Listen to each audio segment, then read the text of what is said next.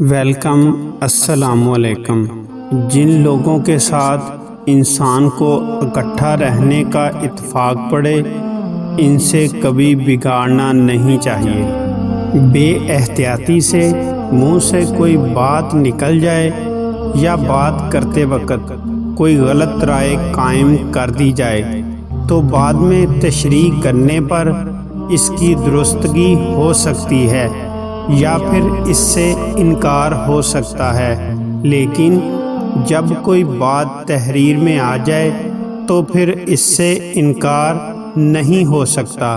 اس لیے جب بھی کوئی تحریر لکھو تو سوچ سمجھ کر اور دھیان سے لکھو۔ تعلیم کا اصل مقصد دماغ کو ایک بہتا جھرنا بنانا ہے، تالاب نہیں جو نل سے بھر جاتا ہے اور نل کے ذریعے خالی بھی ہو جاتا ہے۔ عورت کی کتاب دنیا ہے، وہ کتابوں سے اتنا نہیں سیکھتی جتنا دنیا سے سیکھتی ہے۔ خدا کی قوت کا اندازہ تیز و تند طوفان سے ہی نہیں، نسیم و سحر سے بھی لگایا جا سکتا ہے۔ سب سے قابل قدر ساتھی کتاب ہے، لیکن وہ کتاب جو خوب غور سے منتخب کی جائے، ایسی کتاب آدمی کی بہترین دوست اور اصلاح کار ہوتی ہے۔ انسانی زندگی میں قسمت کا بہت عمل دخل ہے۔ جو بندہ خود کو ہوادست زمانے سے محفوظ سمجھتا ہے وہ خوابوں کی دنیا میں زندگی بسر کر رہا ہے۔ ایک اچھی اور اعلیٰ کتاب انسان کے لیے زندگی کا بہترین سرمایہ ہے۔ انسان کی حقیقی عظمت کا جائزہ اس کے اعمال سے لیا جا سکتا ہے۔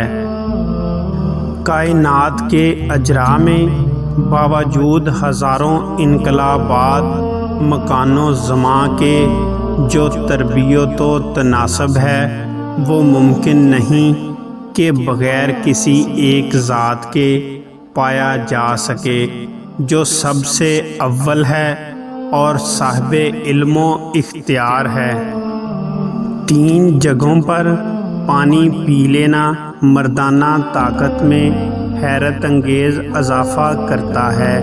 اول، صبح نہار منہ، دوم، جب پیاس نہ لگی ہو، سوم، روٹی کھانے کے درمیان۔ نفرت کو کبھی نفرت سے نہیں مٹایا جا سکتا، نفرت کو صرف محبت ہی مٹا سکتی ہے۔ تعلیم 2 قسم کی ہے، ایک ہمیں کمانا اور دوسری زندگی بسر کرنا سکھاتی ہے۔ جاہل کا ذاتی تجربہ صرف اس قدر ہوتا ہے جو اس کے پیش نظر رہتا ہے، مگر عالم کو علمی کتب کی ورق گردانی سے ہزارہا سال گزشتہ آئندہ کا حال گھر بیٹھے معلوم ہو جاتا ہے۔